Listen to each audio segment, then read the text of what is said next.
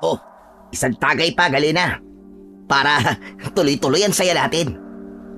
Teka, kakatagay ko lang Ako na naman. Aba, kanina pa yun eh. Alam mo, lasing ka na. Hindi mo na alam ang ikot mo eh. Oh, ito. Kunin mo na. Huwag ka nang maarte. Inuuto mo akong hayop ka eh. Hindi pa ako lasing Ito naman. Sige na, kunin mo na. Para sa akin to. Isang tagay lang. Ikaw talaga. Sige na nga. Isa na lang Walang tagay ko na to. Inabot ko ang basong hawak ni Diego. Sabay tungga ng lamang alak. Kahit lasing na ako, ramdam ko pa rin ang init na gumuguhit sa aking lalamunan. Napatingin ako sa lalaking kainuman ko. Nakatitig sa akin ang namumungay niyang mga mata. Nang ibaba ko ang baso, nagpatuloy kami sa pagbibiruan.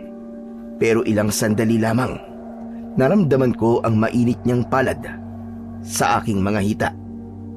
Nagulat ako at di agad nakaimik. Dahil di ako nagsalita, nakita kong ngumisi siya.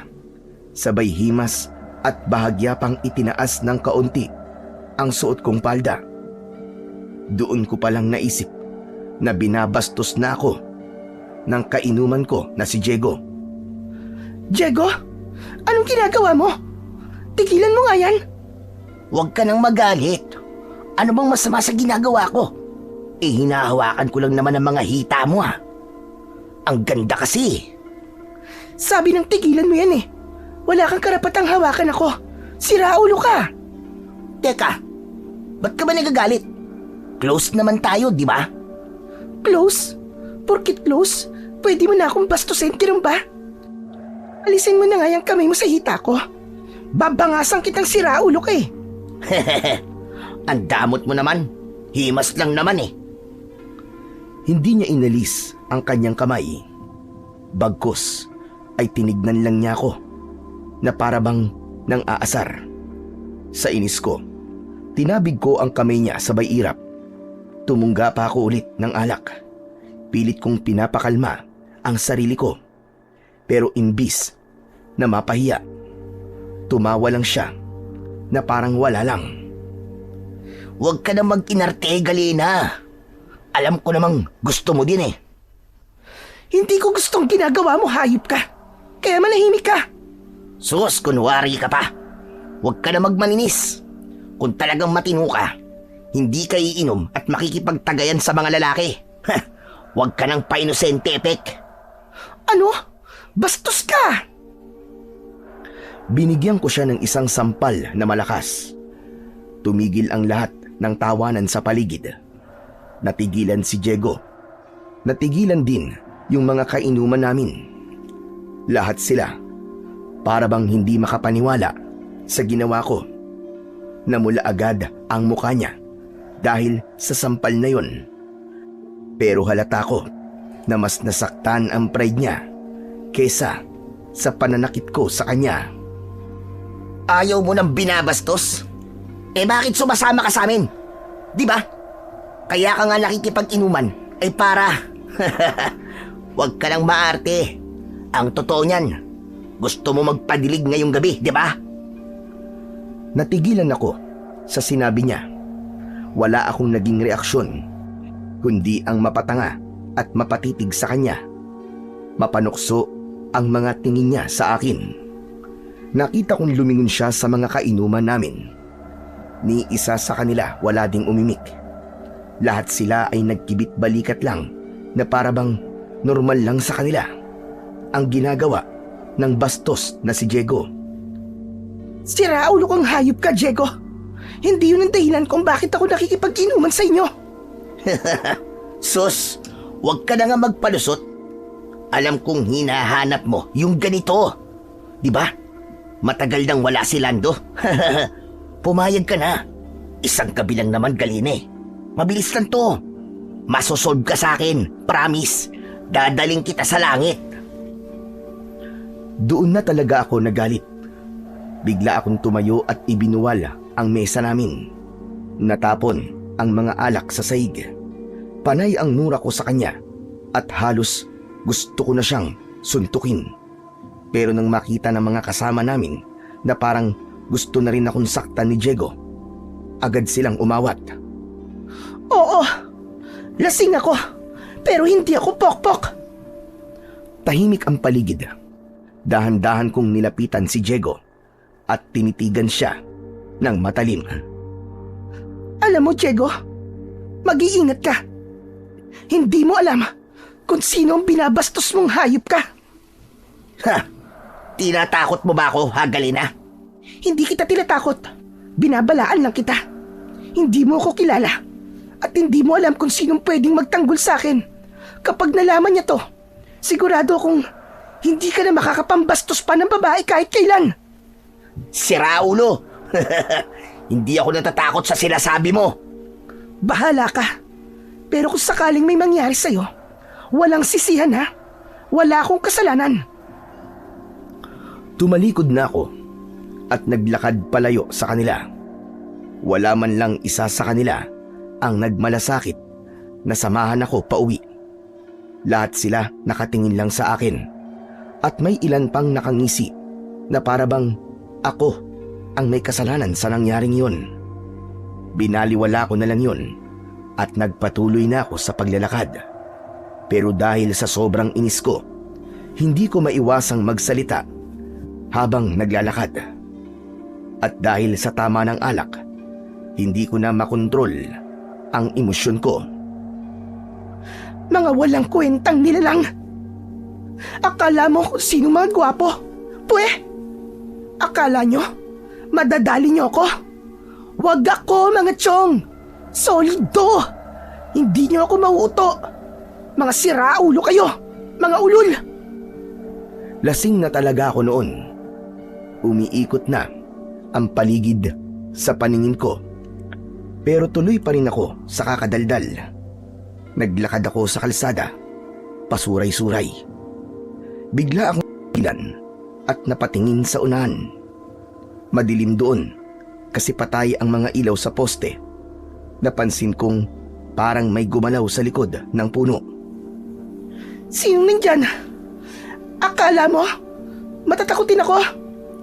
Lasing ako, oo. Pero hindi ako tuwag. Walang sumagot sa akin. Ilang segundo pa, napailing na lang ako at nagpatuloy sa paglalakad. Mga walang modo. Mga bastos. Mga pangit. Paglapit ko sa mga bahay, napansin kong may mga nagsindi ng ilaw at nagbukas ng bintana. Lahat sila tinitignan ako. O ano? Anong tinitingin-tingin niyo sa akin, ha? Ngayon lang ba kayo nakakita ng magandang laseng? Biglang may sumigaw na babae, si Aling Marites, na lumabas pa ng bahay niya. Nakapamewang pa siya habang tinitignan ako. Hoy, Galena! 2:00 na madaling araw, ba? Nakainom ka na naman. Bakit? Inggit ka? Anong inggit ang sinasabi mo? Diyos ko, babae ka. Bakit naman ako maiinggit sa'yo? Alam mo, mabuti pa. Matulog ka na. Kung ayoko pa. Anong ayaw mo pa? Pambihira. Umuwi ka na ka. Kanina pa naghihintay ang tatay mo sa'yo. Nako, mamamatay ang tatay mo dahil sa konsumisyon. Ano bang pakialam mo? Wala kang ambag sa buhay ko, kaya wag kang pakialamera. At wag kang manita. Paano hindi kita sisitahin? Ang ingay-ingay mo. Halos lahat ng tao dito naistorbo mo na. Hindi ka ba nahihiya niyan? Aba, bakit naman ako mahihiya? Wala naman akong masamang ginagawa. Kung naiingayan ka sa akin, huwag kang makinig. Isarado mo yung tenga mo, Marites. Abat, sumasagot pa itong bastos na babae ito. Hindi mo ba alam na buong barangay ay napagkikismisan ka na? Kung hindi lang dahil sa tatay mo, matagal ka nang pinalayas dito. Wala akong pakialam sa inyo. Magchismisan kayo hanggat gusto nyo. Kaya ako, wag nyo din akong pakikialaman. Dito na nga lang ako nagiging masaya. Pinapakialaman mo pa? Masaya? Masaya ka pa sa lagay na yan na nag-ieskandalo ka kapag nalalasing. Hindi ka ba nahihiya sa mga tao dito? Kababaeng tao mo pa naman. Ano bang problema mo sa pagiging babae ko? Babae ka. Hindi dapat ganyan ang inaasta mo. Eh ano naman kung babae ako? Hindi ba pwedeng uminom ang babae? Bakit? Pag yung anak mo si Diego ang naglalasing at nagwawala, hindi mo naman pinakikialaman ng ganyan ah. Aba, at bakit naman nasali ang anak ko sa usapan na ito? At saka Galena, lalaki yon. Natural lang na hindi yung kagaya mo. Kababaeng tao wala si Gera, nakikipag-inuman sa mga lalaki. Alam ko na kung saan nagmana ang anak mo. Sa'yo. Parehas kayong matabil at madumi ang dila. Sabihin mo nga sa akin, Aling Marites. Pati ba, kamanya ka ng anak mo? Minana din niya sa'yo? Ano ka mo? Oh, gulat ka no? Alam mo ba kung bakit ako daldal ng daldal dito? Kasi nga, dun sa umpukan namin kanina, minanyak ako ng magaling mong bastos na anak. Huwag kang gumagawa ng kwento, ha? Bakit naman ako gagawa ng kwento? Wala naman akong balak na agawin ng korona mo bilang numero 1 tagagawa ng kwento dito sa baryo natin. Kung totoo man, na minanyak ka, kasalanan mo rin yon. Baka nga ikaw pa nagbigay ng motibo. Tignan mo nga yung ayos mo. Ang ikli-ikli ng palda mo. Tapos, pare-pareho pa kayong lasing. Aba, kahit sino naman lalaki, Galena, bibigay talaga. At talagang ipinagtanggol mo pa ang siraulo mong anak. Aba, natural. Anak ko yun eh. Lumayas ka na nga. Anak ng tupa, oo. Eh kung ayoko, mabuti pa lumabas ka dito. Gusto mo? Sampaling kitang bruwa ka? Aba, bastos tong batang ito ah. Ang kapal na buka mo. Pinagsasabihan ka na maayos, ganyan ka pa. Tse, pakialamera ka talaga.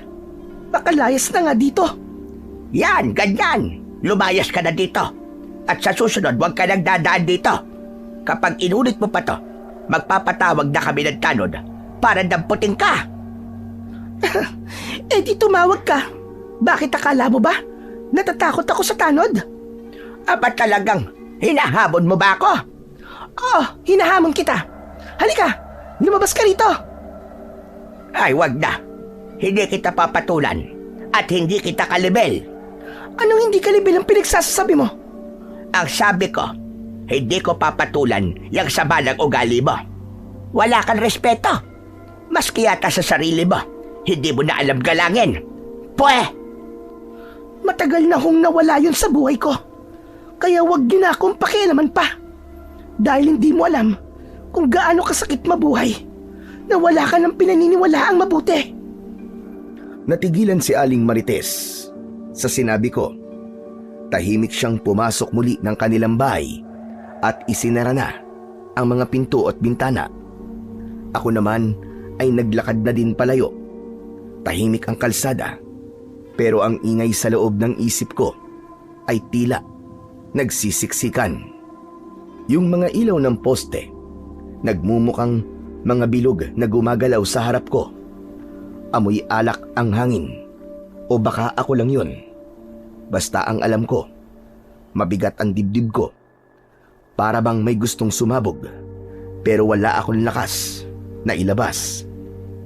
Umupo ako sa tabing kalsada. Malamig ang semento sa ilalim ko. Pero hindi ko na alintana. Ang mga lamok nagsisimula ng mga gat, pero wala na rin akong pakialam. Nailing ako habang hawak pa rin sa kamay ko ang isang bote ng alak. May konting laman pa. Tinungga ko na rin nang walang pakundangan. Nalasahan ko ang pait, pero ayos lang. Mas gusto ko yung ganitong pait. Yung ganitong sakit. Hindi tulad ng sakit na pinagdadaanan ko sa aking buhay. Pagkaubos ko ng laman, binitiwan ko na ang bote. Gumulong yun sa kalsada. Tumama sa bato at huminto sa tabi ng kanal. Pinanood ko lang habang umiikot-ikot hanggang sa tuluyang tumigil. Yan. Ganyan ako. Paikot-ikot. Tapos, biglang hihinto. Walang direksyon. Anak ng putya naman oo. Bakit ganun? Lahat sila may sinasabi. Pero wala naman talagang nakakaintindi sa akin.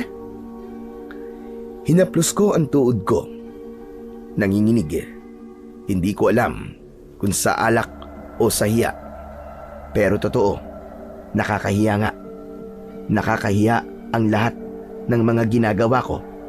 Pero wala naman akong magawa dahil wala naman ibang makikinig sa akin.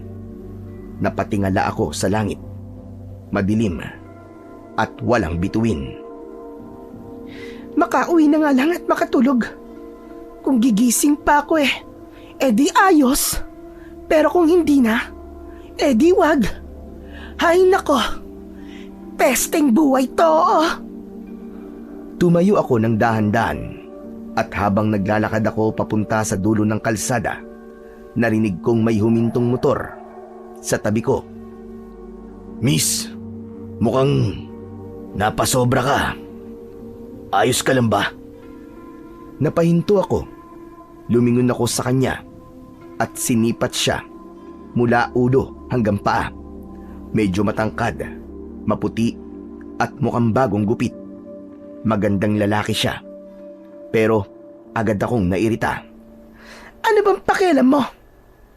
Concern lang naman. Baka mapahamak ka Madaling araw no, tapos madilim. Tapos nag-iisa ka pa. Wag mo nga akong pinakikialaman. Ano ka ba, pulis? Ang lakas ng loob mo. Hindi naman kita kilala. Tahimik lang siya habang tinitignan ko ng masama. Teka, ano bang pangalan mo Sino ka ba? Hindi kita kilala. Bago ka ba dito? Hindi mo na kailangan malaman. Basta, gusto ko lang siguraduhin na makakauwi ka ng maayos. Halika, sumakay ka na sa motor ko. Ihatid kita sa inyo. Ba't ang kapal ng mukha mo Hindi nga kita kilala Ba't ako sasama sa'yo? Sino ka ba Wala akong masamang iniisip sa'yo, miss. Ihahatid lang kita sa inyo. Ituro mo sa akin kung saan ka uuwi. Ayoko! Huwag mo akong pilitin. Gusto mo yata ng away Sige, suntukan tayo dito. Hindi ako makikipagsuntukan sa isang babae. Hindi rin kita papatulan kasi lasing ka. Lasing? Oo, lasing ako. Bakit? So what? Bawal ba malasing Hindi naman masama ang uminom. Pero yung ganitong ginagawa mo, nakakahiya. Hindi lang para sa'yo, kundi pati na rin sa mga taong nagmamalasakit sa'yo. Walang nagmamalasakit sa akin. Kung meron man, matagal na siyang wala. Ako, baka pwede akong magmalasakit sa'yo. Natigilan ako. Tumingin ako sa kanya. Sabay iling. Ipinagpatuloy ko ang aking paglalakad palayo sa lalaking yon. Pero hindi pa man ako tuluyang nakakalayo, ay narinig ko ang tunog ng motor niya. Sinundan niya ako. Miss, saan ka ba nakatira? Doon, malapit na. Kaya wag mo na akong iatid. Sigurado ka ba? Oo nga. Okay, pero titignan pa rin kita hanggang sa makapasok ka sa bahay nyo. Bahala ka. Ang kulit mo. Naglakad ako papunta sa skinita. Pasuray-suray pa rin. Pero nagpipilit na wag matumba. Pagdating ko sa may bakod namin, lumingon ako ulit. Naroon pa rin ang lalaki. Nakasakay sa kanyang motor at nakatingin sa akin. Sira ulo. Umiling ako at huminga ng malalim. Inabot ko ang kandado ng gate namin at marahang binuksan yun para hindi ito tumunog. Dahan-dahan kong isinara ulit. Ilang segundo pa bago ako tuluyang pumasok. Maingat kong tinanggal ang tsinelas ko bago ako pumasok sa loob ng bahay. Madilim sa sala. Nasa silid na ang tatay ko. Marahil ay tulog na. Ayoko siyang magising. Ayokong marinig ang paulit-ulit niyang sermon tungkol sa pag-inom ko. Tahimik kong binuksan ang pintuan ng kwarto ko Isinara ko na kagad ang pinto at marahan kong kinuha ang kumot, sabay bagsak sa kama. Habang nakahiga, naramdaman ko ang hilo, pero higit pa roon ay bigla kong naramdaman ang lungkot na matagal ko nang tinatago. 2 taon na rin mula nang mawala si nanay. Hanggang ngayon ay ramdam ko pa rin kung gaano katahimik ang bahay namin simula nang nawala siya. Si tatay lang at ako. Pinilit kong ipikit ang mga mata ko. Pero bago ko tuluyang dalawin ng antok, sumagi sa isip ko ang itsura ng lalaki habang nakatingin sa akin na para bang may pakialam talaga siya sa akin. Napangiti ako ng bahagya. Pagkatapos nun, tuluyan na akong pumikit. Sa unang pagkakataon, kahit lasing, parang gumaan ng koonti ang pakiramdam ko. Ngunit hindi pa man nagtatagal ay bigla akong nagising. Pero wala ako sa kwarto ko. Nakahiga ako sa isang malaking itim na bato. May mga nakapalibot sa akin na mga taong nakasuot ng balabal na itim. Nakatakip ang kanilang mga muka. Babangon sana ako pero hindi ko magawa dahil nakatali ang aking mga kamay at paa. Hindi ako makagalaw. Ano to? Nasaan ako? Ano nangyayari? Walang sumagot. Narinig kong nagsasalita ang mga tao. Sabay-sabay sila. Para silang kumakanta. Pero hindi ko maintindihan. Sino kayo, ha? Bakit niyo ako itinali? Pakawalan niyo ako rito! Ilang sandali pa ay biglang may lumapit. Mas mataas siya kesa sa iba. Pareho din ang suot, itim na balabal pero may pulang guhit sa dibdib. Huminto siya sa tapat ko. Hindi ko makita ang mukha niya dahil natatakpan ng hood. Nang yumuko siya, napansin kong parang pamilyar ang kanyang mga mata. Sino ka? Hindi siya sumagot. Sa halip, dahan-dahan niyang ibinaba ang kanyang hood. Napasinghap ako. Lando? Mismo ko, no? Lando, anong ginagawa mo? Pakawalan mo ako dito! Ngunit imbis na pakawalan niya ako, inilapit niya sa akin ang kanyang muka. Wag! Bigla niya akong hinalikan. Mabilis, marahas. Nanlaki ang mga mata ko. Tinangka kong umiwas pero wala akong magawa. Naramdaman ko ang mainit na hininga niya. Kasunod nun, parang may apoy na pumasok sa bibig ko. Gumapang ito sa aking lalamunan, sa dibdib at sa tiyan. Tama na! Tama na! Umangat ang katawan ko dahil sa sakit. Parang may tumutusok sa laman ko. Ramdam ko ang init na kumalat hanggang sa parang sinusunog na ang balat ko. Nakita ko ang mga taong nakapalibot sa akin. Nakataas ang kanilang mga kamay. Sumisigaw sila ng mga salitang hindi ko maintindihan. Lando! Lando, wag! Wag! Wag mo nang ituloy ito! Hindi siya sumagot. Nakangiti lang siya habang nakatayo sa tabi ko. Ilang saglit pa, naramdaman kong may tumutubo sa loob ng bibig ko. Parang may lumabas na matutulis na pangil. Humaba din ang mga kuko ko. Tapos ay tinubuan ako ng itim na balahibo. Hindi! Anong ginagawa niyo? Mga hayop kayo!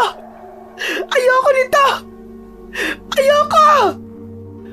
Kasabay ng sigaw kong yun, ay kusang naputol ang mga tali sa kamay at paa ko. Bigla akong tumayo, hingal at nanginginig. Pero ramdam ko ang kakaibang lakas ng mga oras na yon. Tapos yung mga tao, bigla silang lumuhod. May sinasabi sila, ako raw ang pinili. Ako raw ang bagong Panginoon. Anong bagong pinili? Anong pinagsasasabi niyo? Tigilan niyo to! Tigilan niyo ako! Lumingon ako sa paligid. Gusto ko nang umalis.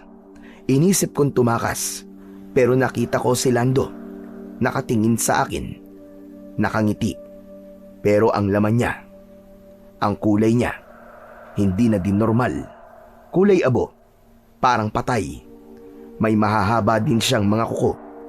May matulis na pangil. Nakangisi siya sa akin.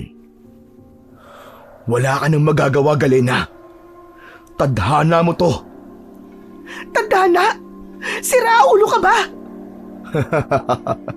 Oo, Galena. Oo. Tadhana mo to. Pinili ka nila. Pinili kita. Bakit mo to ginagawa? Ayoko nito, Lando. Ayoko nito. Pakiusap. Alisin mo ang sumpang to. Huwag ka nang lumaban, mahal ko. Sandali na lang matatapos din to. Sige na. Mahiga ka na ulit. At tatapusin na namin ang ritual na makakapagpalakas sa iyong kapangyarihan. Please, tama na to, Lando. Natatakot na ako. Huwag mong gawin sa akin to. Maawa ka. Huwag kang matakot, Galena. Pagkatapos nito, magiging isa na tayo. Magiging ikaw na. Ang susunod na. Susunod na ano? Alam mo kung ano man yan. Hindi yan ang kailangan ko. Alam mo yan. Biglang lumakas ang ihip ng hangin.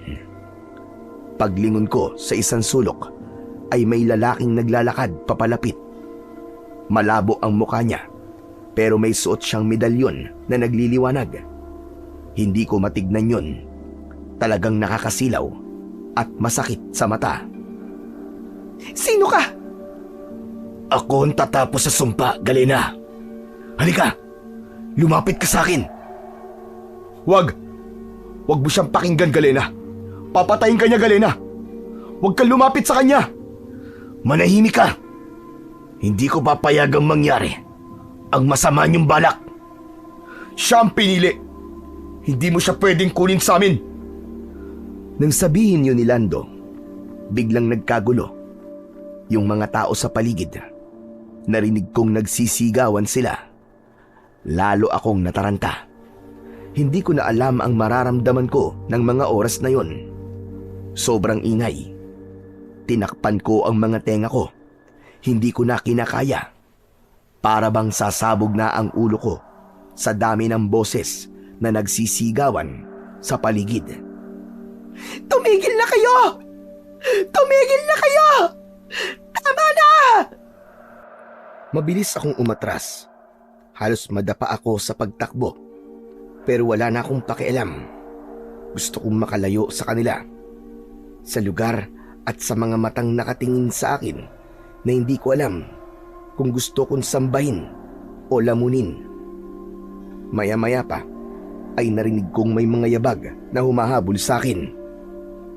Hindi! Kailangan kong bilisan! Kailangan kong makalayo sa lahat! Ayoko nito! Ayoko sa inyo! Galena! Galena, tumigil ka! Hindi mo alam ang ginagawa mo! Bumalik ka dito! Ayoko! Ayoko! Patuloy akong tumakbo. Pero yung mga yabag, papalapit ng papalapit. Lumingon ako at nakita ko ang lalaking may suot na medalyon. May dala siyang isang malaking espada. Ilang sandali pa, bigla akong napatid. Masama ang pagkakabagsak ko sa lupa. Hindi kagad ako nakatayo. Kitang-kita ko ang lalaki. Nung makalapit siya sa akin, ay agad niyang itinaas ang hawak niyang armas. Sandali! Anong gagawin mo? Patawarin mo ako, Galena. Pero kailangan ko tong gawin. Kung hindi, mas marami pang mamamatay. Anong ibig mo sabihin? Isa kang halimaw, Galema. At may dala kang sumpa sa baryo nyo. Kailangan mo mawala. Kailangan mong mamatay.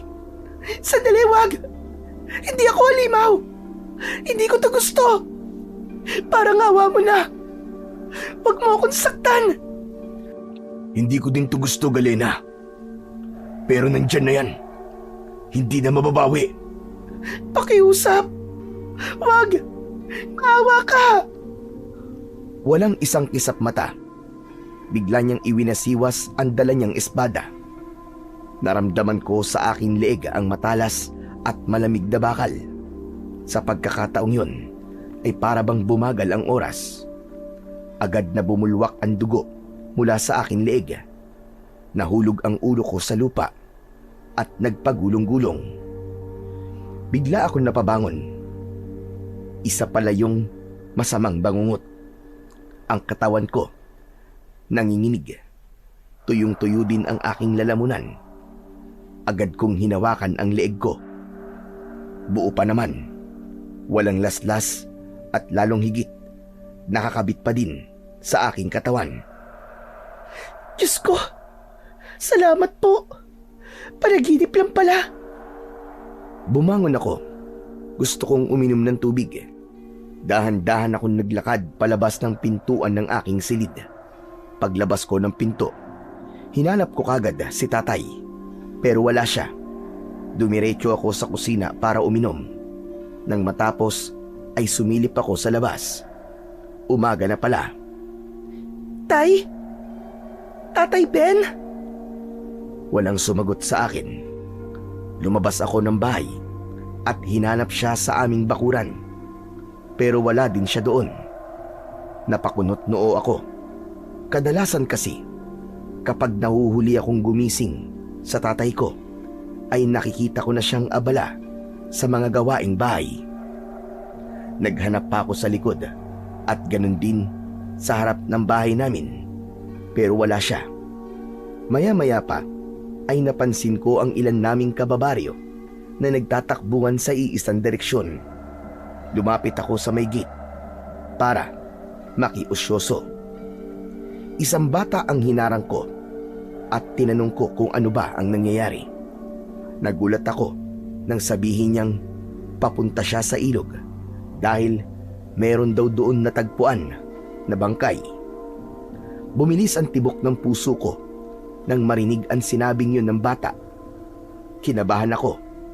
Naisip ko ang aking tatay.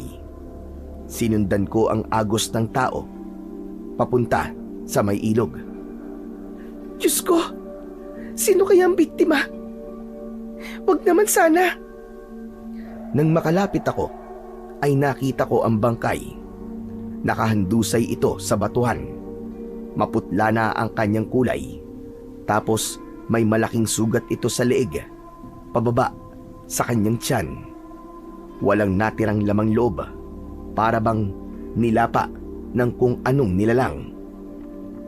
Hindi pwede to. Hindi to totoo.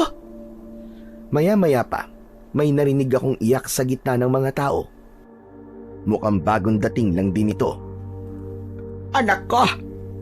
Diego, anak ko! Diyos ko po! Anong ginawa nila sa anak ko? Diego! Niyakap niya ang katawan ni Diego. Nanginginig at umiiyak ng malakas. Sinubukan siyang aluin ng mga tao at ilayo sa bangkay. Pero ayaw lumayo ni Aling Marites. Nagagalit siya. Umiiyak. Halo ang kanyang emosyon. Hindi! Hindi ito totoo! Sino ang pumatay sa anak ko? Sino ang pumatay sa kanya? May ilang nagsalitang mga matatanda sa baryo. Ang sabi nila, biktima daw ng aswang. Napatitig ako sa mga tao. Tapos kay Diego at kay Aling Marites. Doon nagtama ang mga mata namin ng babae. Ikaw! Ikaw! Anong ginawa mo sa anak ko? Anong sinasabi niyo, Aling Marites? Tinatanong kita, anong ginawa mo sa anak ko? Hindi ba't ikaw lang ang nakaalitan niya kagabi? May sinabi ka sa akin bago ka umuwi. Anong ginawa mo sa kanya? Bakit mo siya pinatay? Hindi po. Hindi ko po pinatay si Diego. Hindi ko magagawa yan. Nauna akong umuwi sa kanila kagabi. At alam mo yan. May nagsalitang lalaki. Agad akong napalingon. Isa yon sa mga lalaking nakainuman ko kagabi. Sinabi niyang pinagbantaan ko daw si Diego bago ako umalis. Hindi totoo yan. Hindi ko siya pinagbantaan ng ganyan. Oo, nagalit ako sa kanya. Pero hindi ibig sabihin nun, napapatayin ko siya. Oo, nag-away kami bago ako umuwi. Natural lang naman yon dahil nagalit ako sa pambabastos na ginawa niya sa akin. Pero hindi ako ang pumatay sa kanya. May ilang nagbulungan. Halata ang pag-aalinlangan sa mukha nila. Ang lahat ay nakatingin sa akin. Hindi man nila direktang sinasabi, pero alam kong ako na talaga ang pinagbibintangan nila. Teka, sandali lang mga kasama. Hindi niyo naman pwedeng basta-basta lang akusahan ng anak ko nang walang matibay na ebidensya. Hindi mamamatay tao si Galena. Bigla akong napalingon sa nagsalita. Si tatay, nakita ko siyang nasa gitna ng mga tao. Galit siya, pero napansin kong nanginginig ang kanyang mga kamay. Nilapitan niya ako at agad na hinawakan ng kamay ko ng maigpit. Kilala ko ang anak ko. Matigas ang ulo, oo. Pero hindi siya mamamatay tao. Hindi siya kasing sama ng iniisip nyo. Kung may nangyari man kay Diego, hindi si Galena ang may gawa niyan. Hindi siyang may gawa. Sigurado ka ba, Ben? Walang kaaway ang anak ko, maliban sa kanya. Saka, galit na galit sa akin niyang kagabi. Pinagbantaan din niya ako, ah. Siguro, ay gusto niyang gumanti sa akin. Kaya niya pinatay ang anak ko. At bakit naman kita gagantihan, Aling Marites? Mababaw na away lang naman yun sa ating kagabi. Sinagot lang kita ng mga pabalang kasi gusto kitang inisin. Hindi sapat na dahilan yun para pumatay ako ng tao. Diyos ko naman. Alam ng Panginoong Diyos, wala akong ginawang masama. Tumigil ka na. Aminin mo na lang. Kahit pilit mong itanggi ito, lalabas at lalabas din ang totoo, Galena. Walang lihim na hindi nabubunyag. Napalunok ako nang marinig ang sinabi niya. Lumapit siya sa akin at halos ilang hakbang na lang ang layo namin sa isa't isa. Dinuro niya ang mukha ko. Magdasal ka na, Galena. Magdasal ka na. Dahil kapag napatunayan kong ikaw talaga ang may gawa nito sa aking anak, hindi ako matutulog hanggat hindi kita napaparusahan. Ipaghihiganti ko ang anak ko. Tandaan mo yan. Marites, tama na yan. Wala kang karapatang husgahan ng anak ko. Wala ka pang alam. Hintayin mo matapos ang investigasyon bago ka magsalita. Antayin mo mga pulis. Pulis! Wala akong tiwala sa mga yan. Anak ko ang pinatay. Anak ko ang nilapan ng kung sinong demonyo. At kung si Galena nga ang may kinalaman dito, hindi lang anak ko ang mamamatay. Lahat tayo. Kaya mga kababaryo, mag-ingat kayo sa Galena na yan. May sa demonyo babaeng yan. Baka nga lahat ng taong nawawala dito sa atin ay siyang may kagagawan. Ang mukha ni Aling Marites, puno ng galit at puot. Hindi ko siya masisisi. Alam kong masakit ang pinagdadaanan niya. Alam ko kung gaano kasakit ang mawalan ng mahal sa buhay. Pero hindi rin naman ako papayag na ako ang sisisihin niya. Sa salang, hindi naman ako ang may gawa. Sasagot pa sana ako, pero pinisil na ni tatay ang palad ko. Huwag ka na magsalita. Hayaan mo muna. Lalabas din ang totoo, anak. Tumango ako. Tama si tatay. Alam kong kahit anong gawin kong paliwanag, ay hindi na makikinig sa akin si Aling Marites. At yung mga tao, lahat sila nakatingin sa akin. Ang paraan ng tingin nila sa akin, pakiramdam ko, ako ang sinisisi nila. Pagkatapos nun, ay hinila na ako ni tatay palayo sa lugar na yon. Tahimik kaming naglakad. Wala ni isa sa amin ang nagsalita. Pagdating namin sa bahay, agad kong sinara ang pinto. Galena, siya kagaling kagabi. Totoo bang nakipag-inuman ka na naman? Opo. Kainuman ko po ang grupo ni Diego kagabi. Alam mo ba kung anong pinasok mong gulo, Galena? Paulit-ulit na lang to. Hindi ka pa ba natututo? Alam mong hindi maganda ang ginagawa mo, di ba? Tay, gusto ko lang naman pong makalimot kahit sandali. Makalimot? Sa anong paraan? Nakikipag-inuman ka sa mga lalaki? Pasensya na po, Tay. Pasensya. Sa tingin mo, sapat na yan para maayos ang gulong to, Galena? Sabihin mo nga sa akin ang totoo. Ikaw ba ang pumatay kay Diego? Tay, hindi. Pati ba naman kayo? Hindi ko ginusto ang nangyari kay Diego. Umuwi ako. Bago pa man yun. Bago pa man may mangyari sa kanyang masama. Sigurado ka? Anong oras kang umuwi kagabi? 2:00 po. Pag-uwi ko, dumiretso naman po ako dito sa kwarto eh. Wala akong ibang ginawa kundi ang matulog. 2:00? Sigurado kang 2:00? Gising pa ako nung, Galena. Imposibleng hindi kita maramdaman. Nag-iingat po akong pumasok, Tay. Hindi ko na po kayo inistorbo. Kasi alam kong nagpapahinga na po kayo. Magaling kang magpalusot, ha? Sige. Sana nga, anak. Sana wala ka talagang kinalaman sa nangyari sa anak ni Marites. Dahil kapag may kinalaman ka nga, hindi ko alam kung paano pa kita ipagtatanggol. Hindi ako pwedeng magsinungaling para lang iligtas ka at pagtakpan. Tay, wala akong kasalanan. Hindi ako ang pumatay sa kanya. Hindi ko siya pinatay. Sana nga, anak. Pero alam kong hindi titigil si Marites na idawit ka dito. Kilala ko ang tabil ng dila nun. Hindi siya paaawat, anak. Kung sana man lang kasi, hindi ka na sumama sa mga yun, di sana wala ka sa ganitong sitwasyon. Pero Tay, hindi ko nga kasalanan. Hindi ko rin ginusto itong mangyari. Alam ko. Pero hindi sapat na ganyan lang ang sabihin mo. Ngayon, mainit na ang tingin ng tao sa'yo. Lahat sila hinuhusgahan ka na. Magbago ka na, Galena. Dahil kung hindi, baka sa susunod, hindi na lang salita ang ipupukol sa'yo. Baka bato na. Natahimik ako sa sinabing yun ni tatay. Madaling isipin ang bagay na yun na magbago pero mahirap gawin. Anak, ilang beses na kitang pinagsabihan. Hindi masamang uminom paminsan-minsan. Pero yung halos gabi-gabi ka na lang dyan sa labas at nakikipag-inuman kung kani-kanino, aba hindi normal yun. Maliit lang ang baryo natin. Lahat ng galaw mo, pinag-uusapan.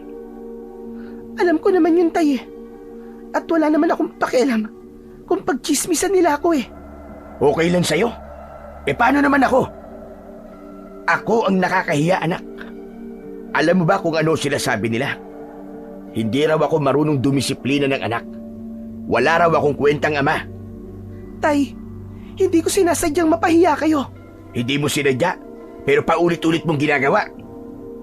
Galena, kung buhay pa ang nanay mo, siguradong masasaktan yun sa mga pinaggagawa mo. Tama na po. Tama na, Tay. Gusto mo akong tumigil? Sige, titigil ako.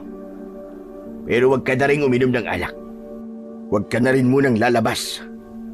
Kung gusto mong manahimik ang buhay mo, dito ka lang sa loob ng bahay. Tama na ang gulo, Galena. Ayoko na. Naiintindihan mo ba? Opo, Tay. Mabuti. Itong tatandaan mo. Kapag nakarinig pa ulit ako ng reklamo tungkol sa'yo, hindi na kita ipagtatanggol. Bahala ka na sa buhay mo. Pagkatapos sabihin yon, ay lumabas na si tatay. Dumiretso ito sa likod ng bahay. Marahil ay haharapin na nito ang mga inaalagaan niyang mga gulay. May maliit na gulayan kasi siya sa likod. Doon siya nagpapalipas ng oras kapag may hindi kami pagkakaunawaan. Naiwan ako sa loob ng bahay sa may sala. Umupo ako sa isang lumang silya. Doon ko sinimulang alalahanin ang mga nangyari kagabi. Pero kahit anong isip ang gawin ko, wala akong maalalang masamang ginawa ko. Hindi ko naman talaga siya pinatay eh. Bakit ganun? Bakit ang dali para sa kanilang husgahan ako? Mukha ba akong aswang? Hindi naman ako aswang ah. Pero, hindi nga ba? Bigla kong naalala ang panaginip ko kagabi. Bigla akong kinilabutan nang maalala ko ang naging anyo ko sa panaginip. Isang nilalang na may mga pangil, may mahahabang kuko at balot ng itim na balahibo. Bigla ako napaisip ng negatibo.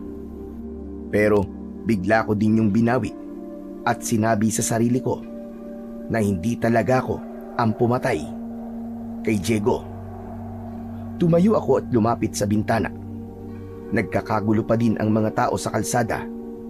May ilan na nag-uusap tungkol sa nangyaring pagpatay kay Diego. Naririnig ko pa ang ilan sa kanila na nagsasabing halimaw daw talaga ang may gawa nun at hindi tao. Hindi ko na lang sila pinansin. Baka kung ano pa ang isipin nila kapag nakita nilang nakikinig ako. Ibinaling ko sa iba ang aking tingin. Tapos may narinig akong tunog ng motor na huminto sa tapat ng bahay. Mabilis kong nilingon ang gate. Sa una ay hindi ko pa makilala kung sino yun.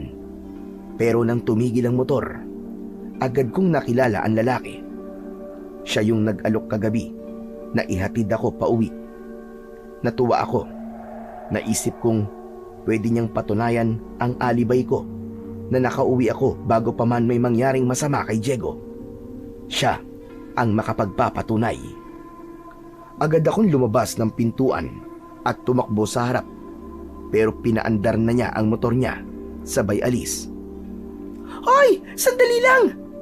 Mag-uusap tayo! Sandali! Pero itinuloy pa rin niya ang pag-alis. Naiwan akong tulala sa harap ng gate namin. Nagsasalitang mag-isa. Bakit siya umalis? Ayaw niya akong kausapin? Bumalik na ako sa loob ng bahay. Wala pa doon si tatay. Marahil ay nasa likod pa rin siya sa gulayan. Umupo ako sa upuan at napayuko. Hindi ko na alam ang gagawin ko. Maya-maya pa ay bigla akong napatingin sa labas nang marinig kong may humintong sasakyan. Ilang sandali pa ay bumungad na ang dalawang nakaunipormeng pulis. Kinabahan ako. Alam kong itinuro na ako ng mga kasama ko sa inuman o kaya naman ay ni Aling Marites. Magandang umaga po. Ikaw ba si Galena? Tumango ako at tumayo kahit nanginginig ang mga tuhod ko. Sinalubong ko sila sa may pinto at pinapasok. Nakita ko si tatay, nakasunod sa mga pulis. Umupo sila sa sala habang ako ay tumayo sa may gilid. Hindi mapakali. Kilala mo si Diego Panganiban? Opo, magkakilala po kami. May nakapagsabi sa amin na magkasama raw kayo kagabi bago siya matagpo ang patay sa may ilog. Opo, totoo po yun. Nakipag-inuman po ako sa kanila kagabi. May mga kasama kami, officer. Pero, nauna na po ako sa kanila. Hindi ko alam na may masamang mangyayari sa kanya. Ilang oras kayo nag-inuman? Hindi ko po sure eh. Pero 2:00 po nung nakauwi ako. Nainis na ako nun kasi lasing na po si Diego. Kung ano-ano pong sinasabi sa akin at ginagawa. Anong sinasabi niya? Binastos niya po ako, sir. Kaya umalis na ako. Galit ako pero wala akong ginawa. Umuwi lang talaga ako. May makapagpapatunay bang umuwi ka nga ba kagabi? Ako ho, sir. Pinagbuksan ko ho siya ng pinto kagabi. Bigla ako napatingin kay tatay. Hindi ko inaasahan na magsisinungaling siya. Taliwas sa sinabi niya kaninang pababayaan na niya ako at bahala na ako sa buhay ko. Tinignan siya ng mga pulis. Parang sinusuri kung nagsasabi ito ng totoo o kung walang itinatago. Wala ho akong masamang ginawa sa kanya, sir. Pagdating ko dito sa bahay, diretso na po ako natulog. Pero, alam mo ba sabi ng mga kainuman mo ay sinundan ka ni Diego kagabi? Hindi ka ba niya naabutan? Hindi ba kayo nagkita? Hindi niya po ako sinundan, sir. Naiwan siya. Kanino galing yung kwentong yan? Yun ang sabi ng mga kainuman niyo kagabi. Kung totoo man yan, hindi ko alam na sumunod siya. Hindi talaga, sir, maniwala kayo. Baka naman hindi mo lang maalala kasi lasing ka. Kahit lasing ako, sir, alam ko po ang ginagawa ko. Sir, tanda ko lahat ng mga nangyari. Saka, bakit ba akong tinatanong nyo? Ako ba ang suspect? Sa tingin nyo, magagawa kong patayin si Diego sa karumal-dumal na paraan? May mga ebidensya na kaming nakuha sa lugar na pinangyarihan ng krimen. Kung ikaw ay may gawa, umamin ka na habang maaga pa. Wala akong aaminin, sir. Mag-imbestiga kayo ng mabuti para mahuli ninyo ang tunay na salarin. Sige ho. Kung wala pa kayong maalala ngayon, ayos lang. Ipapatawag ka na lang namin ulit kapag kailangan. Makipagtulungan ka sana, Galena. Asahan niyo po, sir. Maninis naman po talaga ang konsensya ko. At gusto ko rin po mabigyan ng hustisya si Diego kahit hindi siya naging mabuti sa akin. Tumango ang pulis na kausap ko. Maya-maya pa ay tumayo na silang dalawa at nagpaalam. Nang makaalis na ang dalawang pulis, nakita ko si tatay nakatitig ng masama sa akin. O ano? Kita mo na? Ano, masaya ka ba? Uminom ka ulit mamayang gabi, sige! Hindi na kita pipigilan. Magpakalango ka! Tay, Nilapitan ko si tatay at mabilis na niyakap. Pinatunayan niya ang aking alibay na umuwi nga ako ng normal kagabi. Pero kahit ganun ay ramdam ko pa rin ang panlalamig niya. Hindi niya ako niyakap pabalik. tay, salamat. Hindi mo kailangan magpasalamat. Ang gusto ko lang, anak, ay tumino ka. Tigilan mo na yung bisyo mo na yan. Wala namang magandang maidudulot yan sa'yo eh. Hindi ako nakasagot. Nakatungo lang ako habang nakayakap pa rin sa kanya. Alam kong nasaktan ko na naman siya. Patawad po, tay. Hindi ko naman po ito ginusto. Eh sino ba ang may gusto niyan? Hindi ka naman kasi marunong makinig eh. Kung nakinig ka sa akin nun, hindi ka sana nadadamay sa gulo. Umatras siya ng dahan-dahan sabay iling. Kita ko sa mukha niya ang labis na pagkadismaya at pagod. Yung uri ng pagod na hindi lang dahil sa mga trabaho niya, kundi dahil sa pagpapalaki niya ng isang anak na palaging pasaway. Tay, maniwala po kayo sa akin. Kahit naman po ganito ako, hindi ako ang pumatay kay Diego. Sana nga, anak. Sana nga. Pero paano mo makukumbinsi ngayon ng mga tao na wala kang ang kasalanan? Lalo na si Marites. Sigurado kong hindi ka titigilan nun. Pagkasabi nun, kinuha niya ang sombrero sa mesa at lumabas ng bahay. Naiwan akong mag-isa sa sala, nakatitig sa pinto. Hindi ko alam kung maiiyak pa ako o magagalit.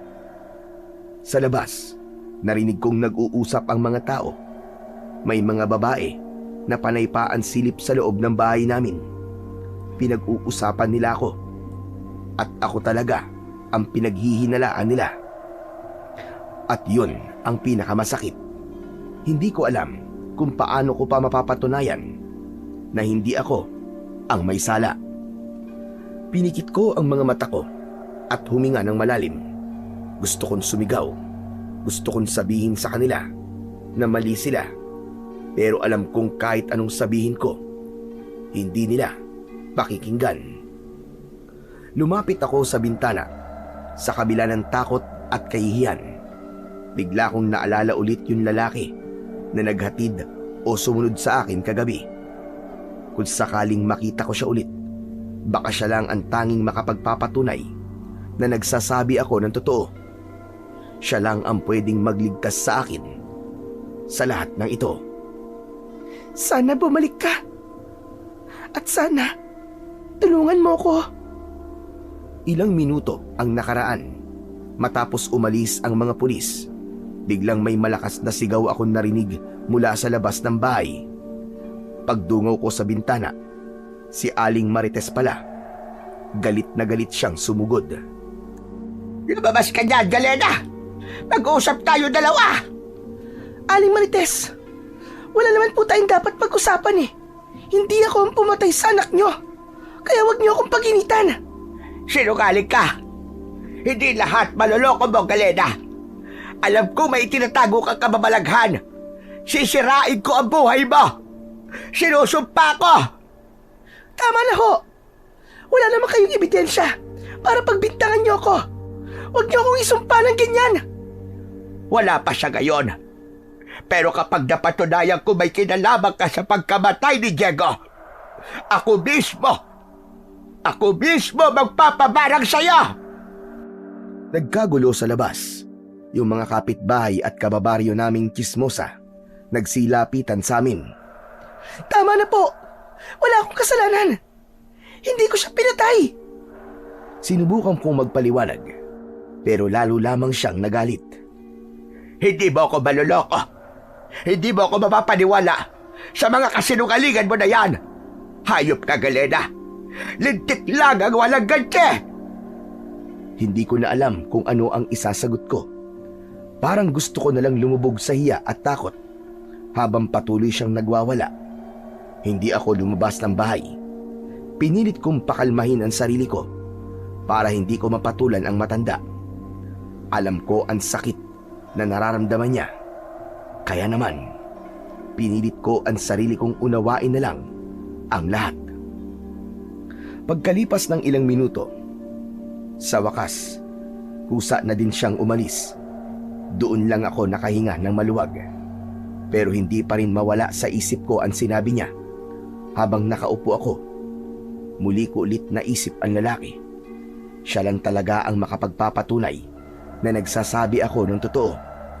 Naisip ko na kung makakausap ko siya ulit, baka matulungan niya akong linisin ang pangalan ko. Kinabukasan, lumabas ako para hanapin siya. Dumiretso ako sa mga tindahan at nagtanong-tanong, pero walang nakakakilala sa kanya. Hanggang sa napadaan ako sa bahay ng kapitan at doon ko nakita ang lalaking hinahanap ko. Lumapit ako sa tarangkahan at tumawag. Agad na lumapit si kapitan at tinanong kung ano ang kailangan ko. Hindi na ako nagpaligoy-ligoy pa at sinabing kailangan kong makausap ang lalaki. Tinawag siya ni kapitan sa pangalang Randy. Kaagad naman siyang lumapit sa akin. Pwede ba kitang makausap? Okay lang. May kailangan ka ba sa akin? Ikaw yung nagatid sa akin pa uwi ng isang gabi, di ba? Naaalala mo ba yun? Ha? Hindi kita kilala, miss. Baka ibang tao yung tinutukoy mo. Huwag mo naman akong lokohin. Alam kong ikaw yun. Inihatid mo pa nga ako sa harap ng bahay namin eh. Pero hindi literal na hatid yun. Kasi ayokong sumakay sa motor mo. Pero hinatid mo pa rin ako. Inilawan mo pa nga yung daan at sinigurado mong makapasok ako sa bahay ng ligtas. Ikaw yun. Tandang-tanda kita. Naku baka naman napagkamalan mo lang ako, miss. Wala talaga akong alam sa sinasabi mo eh. Kung wala ka namang ibang sasabihin, babalik na ako doon kasi marami pa akong ginagawa eh. Nakakahiya kay Uncle. Teka, sandali lang. Tulungan mo naman ako. Tulungan mo akong malinis ang pangalan ko, utang na loob. Pero hindi siya nakinig. Naglakad na siya palayo sa akin. Wala akong nagawa, kundi ang mapatulala. Hindi ko alam kung maiiyak ba ako o magagalit. Habang pauwi ako, pakiramdam ko ay lalo akong nalito. Hindi ko maintindihan kung anong trip ng lalaking yon at itinatanggi niya ang bagay na yon. Napakunot ang noo ko. Hindi ko maintindihan kung bakit niya ginagawa yon. Kaya naman, bago ako tuluyang umalis, muli akong lumingon sa kanya. Napansin kong sumulyap siya sa akin. Pero nang magtama ang mga mata namin, mabilis niyang ibinaling ang tingin sa iba na para bang walang nangyari. Bigla akong kinabahan. Para bang may mali sa kanya. Naisip ko tuloy na parang may alam siya O baka siya mismo ang may itinatago. At sa isip ko, kahit na anong mangyari, kailangan kong malaman kung sino talaga siya at kung anong kinalaman niya sa pagkamatay ni Diego. Simula noon, hindi na siya nawala sa isip ko. Hanggang isang gabi, naisipan kong uminom.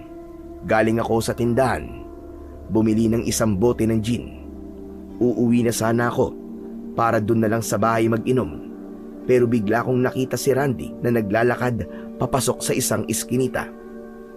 Agad akong nagdesisyon na sundan siya. Nakita kong papunta siya sa gubat. Maingat ang aking mga kabang. Ayokong marinig niya ako o mahuli niya dahil malakas ang kutob ko na walang magandang gagawin ang lalaking yon. Gabi na ng mga oras na yon at mabuti na lang ay maliwanag ang buwan. Huminto siya sa isang parte ng gubat na malinis sa tabi ng isang malaking bato. Doon ko siya nakita, nakayuko at gumuguhit sa lupa. Paikot hanggang sa mabuo ang isang malaking bilog. Nakatitig lang ako sa kanya. Halos hindi ako humihinga dahil sa matinding kaba. Ilang sandali pa ay inilabas niya ang mga bato mula sa isang supot. Inayos niya yon sa loob ng bilog. Pagkatapos ay bumubulong siya. Hindi ko maintindihan kung ano ang sinasabi niya. Kakaiba kasi at hindi yung Tagalog at hindi rin naman Ingles. Lumapit ako sa kanya pero bigla akong nakaapak ng tuyong sanga. Agad akong yumuko at nagtago sa mga matataas na damo. Narinig ko ang mga yabag niya na papalapit. Halos hindi ako makahinga. Ilang segundo ang nakalipas. Sumilip ako ulit. Ngunit wala na siya. Parang nawala na parang bula. Tumayo ako at naglakad palapit sa lugar kung saan ko siya nakita kanina. Naroon pa rin ang bilog sa lupa at ang mga batong inilagay niya. Anong ginagawa niya? Umupo akong saglit sa tabi ng bilog at napatingin sa paligid. Tahimik ang buong gubat. Pero sa gitna ng katahimikang yon, ramdam na ramdam kong may nanonood sa akin. Mabilis akong tumayo at tumakbo pabalik sa daan pauwi. Nang marating ko ang gilid ng gubat, hingal na hingal ako. Nagpatuloy ako sa pagtakbo hanggang sa makarating ako sa bahay. Agad kong isinara ang pintuan at isinandal ang sarili ko roon. Hinawakan ko ang dibdib ko dahil mabilis ang tibok ng puso ko. Hindi ko alam kung anong klaseng tao ang lalaki na yon. Pero isang bagay ang sigurado ko, hindi siya ordinaryo. At dahil sa tensyong nararamdaman ko, mabilis kong binuksan ang alak at tinungga yon. Biglang lumitaw si tatay sa harapan ko. Umiinom ka na naman? Tay, pampakalma lang po. Pampakalma? At ano naman ang dapat mong ikalma, Galena? Wala, tay. Pagod lang po. Mas masarap lang kasi ang magiging tulog ko kapag nakainom po ako ng alak. Ano? At kailan pa naging pampasarap ng tulog ang alkohol? Akala mo talaga nakakatulong yan? Hindi. Sakit sa ulong ibibigay sa inyan. At gulo.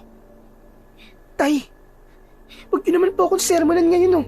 Please, magpapahinga na po ako. Yan. Yan ang problema sa iyo, anak eh. Hindi ka marunong makinig. Kung buhay lang talaga ang nanay mo, sigurado kong hindi ka papayagan na maging ganyan ka. At kung buhay si Lando, sigurado ko na... Huwag na po nating isama sa usapan ng mga taong wala na, tay. Pasensya na po kayo. Gusto ko na po talaga magpahinga. Sandali lang, Galena, makinig ka sa akin. Ayoko lang naman na mapariwara ka. Magbago ka na, anak. Pakiusap naman. Tumahimik ako matapos yon sabihin ni tatay. Dahil dun, marahan akong naglakad papalapit sa mesa. Ibinaba ko ng dahan-dahan doon ang dala kong bote ng alak. Sige na, tay. Bukas na lang ulit tayo mag-usap. Tumango siya. Ako naman ay pumasok na sa loob ng aking silid para matulog. Ilang sandali ang lumipas, bigla akong nagising. May narinig kasi akong maingay sa labas ng bahay namin. Pagmulat ng aking mga mata, ay napatingin ako sa dingding. May parabang naglalakad sa labas. Umupo ako sa gilid ng kama at pinakiramdaman ang paligid. Maya-maya pa, ay biglang may kumakalmot na sa dingding. Naisip kong baka pusa lang yun. Hihiga na sana ako ulit, pero bigla akong nakaamoy ng mabaho. Para bang bulok na karne. Napasinghap ako. Ano yun? Ang baho ah! Maya-maya pa, may narinig akong malakas na ungol sa labas. Para bang galing sa lupa. Kasabay ng tunog na yon, ay meron ding nagkukutkot ng lupa. Tumayo ako at marahang lumapit sa dingding. Idinikit ko ang tenga ko at pinakinggan ng mabuti ang tunog. Pero hindi ako nakontento. Lumabas ako ng kwarto ko at balak ko sanang buksan ang pintuan sa sala. Pero sinilip ko kung ano ang nasa labas. Pero biglang nakita ko si tatay na nasa kusina. Bitbit ang kanyang matalas na itak. Huwag mong buksan yan, Galena. Tay, gising ka pa? Oo. At kanina ko pa naririnig yung mga pesteng nasa bakuran natin. Ano po ba yung mga nasa bakuran natin? Mga magnanakaw po ba? Hindi. Halika dito. Lumayo ka dyan sa may pinto. Bilisan mo. Sumunod ako kagad sa sinabi ni tatay. Lumapit ako sa kanya at napansin kong seryoso ang kanyang muka. Maigpit pa rin ang hawak niya sa kanyang itak at kita sa mga mata niya ang kaba. Hindi siya kumilos ng basta-basta.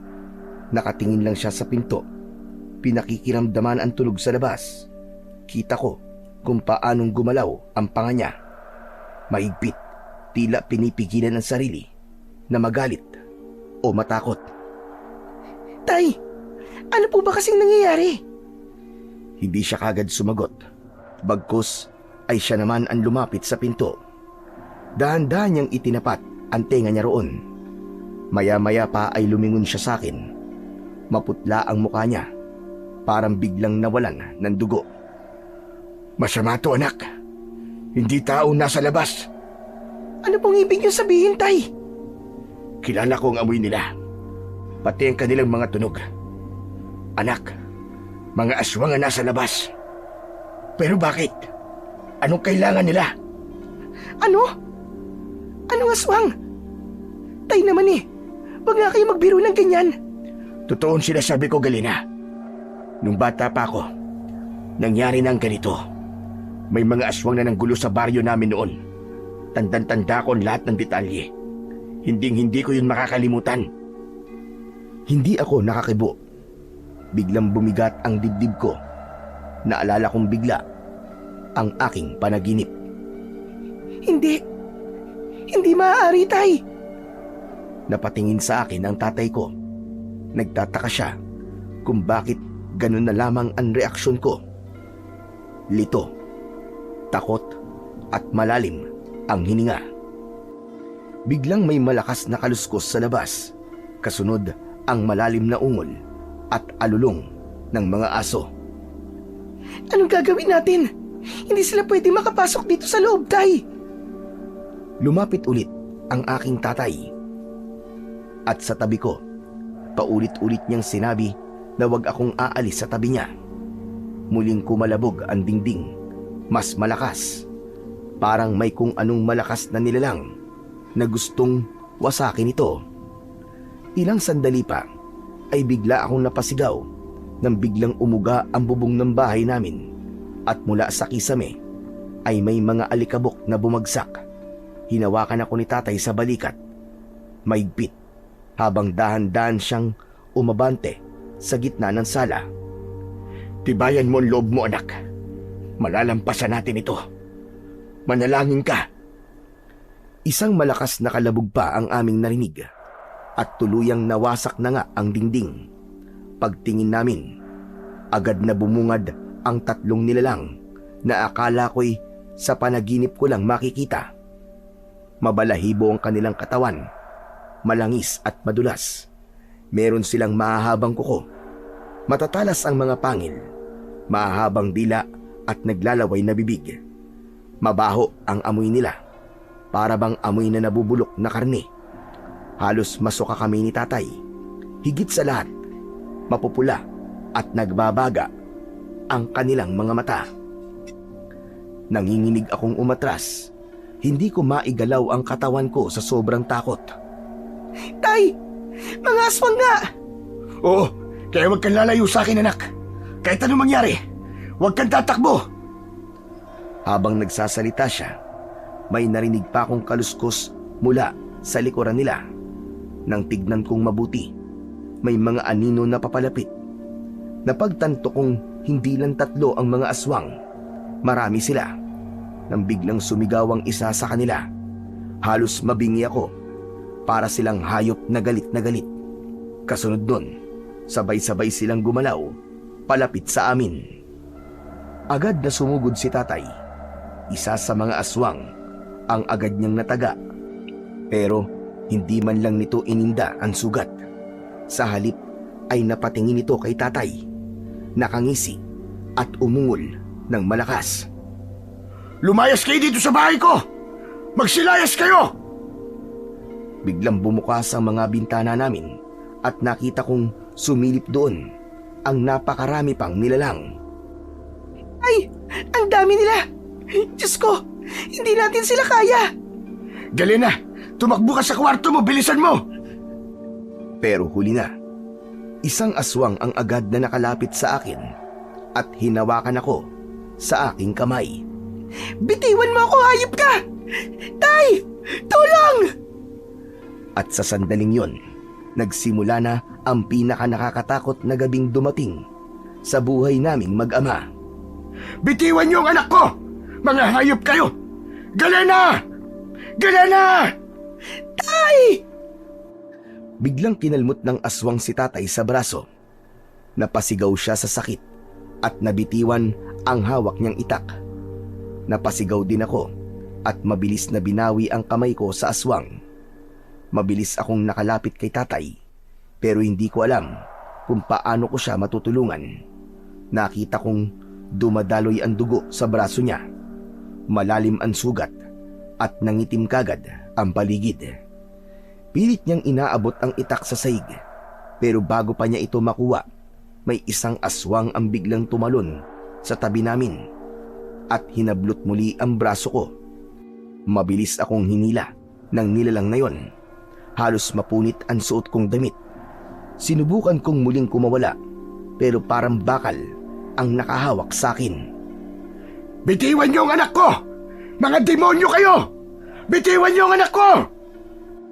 Sumugod si tatay kahit duguan ang braso, pero napaatras siya nang muling umatungal ng ungol ang aswang. Sinubukan kong kumapit sa poste ng bahay namin, pero isa pang nilalang ang lumapit sa likod ko. At sa isang iglap, binuhat niya ako. Tay! Huwag niyo akong hayaang kunin nila! Tay! Nagsisisigaw ako habang pilit na inilalayo ng nilalang palabas ng bahay. Ramdam ko ang malamig nitong balat at ang matapang na amoy niya. Narinig ko pa ang tatay ko na sumisigaw bago kami makalayo. Galena! Ang anak ko! Ibalik niyo ang anak ko, mga hayop kayo! Nawalan na ako ng pag-asa. Wala na akong magawa kundi ang umiyak. Walang gustong tumulong sa amin na kapitbahay. Ngunit isang himala ang nangyari. Biglang may malakas na tinig. Bitiwan niyo siya! Bigla akong binitiwan ng aswang at nalaglag ako sa lupa. Paglingon ko, nakita kong may 3 armadong lalaki sa harap namin nung aswang. Si Kapitan at may 2 siyang kasama. Isa na dito, ang binatang si Randy. Mabilis siyang kumilos. Hawak ang mahaba niyang espada. Kasunod niya si Kapitan at isa pang tanod na si Pido. Parehong may mga dalang itak. Tumabi ka na dyan, Galena! Kami na ang bahala rito! Sa isang iglap, sumugod ang unang aswang. Mabilis at mabangis. Tinamaan ito ni Randy sa leeg at bumulwak ang itim na dugo nito. Gumulong ang napugot na ulo sa tabi ko. May isa pa uling aswang ang sumugod at tumalon papunta sa kanya, pero mabilis siyang lumuhod at sinaksak ito sa tagiliran. Kumilos ang dalawa niyang kasama. Tinamaan ng ibang aswang sa balikat at hindi na nila tinantanan ng saksak hanggang sa ang mga ito ay tuluyang bumagsak. Randy! Sa likod mo! Bigla akong napasigaw nang makita kong may papasugod na aswang sa likod ng lalaki. Paglingon ni Randy ay agad siyang sinunggaban ng aswang at tangkang kakagatin sa leeg. Mabuti na lang at mabilis siya. Nasangga niya ang ulo ng aswang gamit ang kanyang espada. Sinaksak niya ito sa tiyan. Umungol ang aswang at nagsimulang mangisay bago tuluyang bumagsak. Nagpatuloy ang labanan.